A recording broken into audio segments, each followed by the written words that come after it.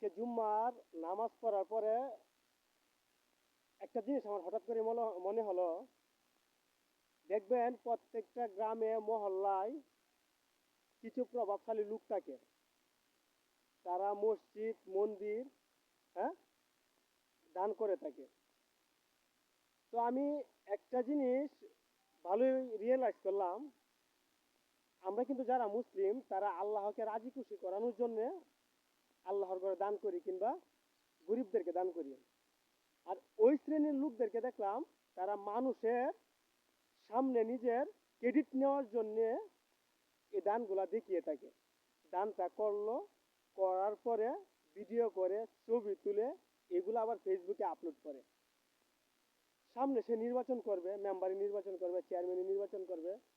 তো এই দানগুলা অহেতুক, এটা কোনো কাজে আসে না আমি বলতে পারি। লোক দেখানো, দান করা থেকে আমাদেরকে বিরত থাকতে হবে। তাহলে দেখবেন নিজের মনের ভিতরে একটা তৃপ্তি আসবে।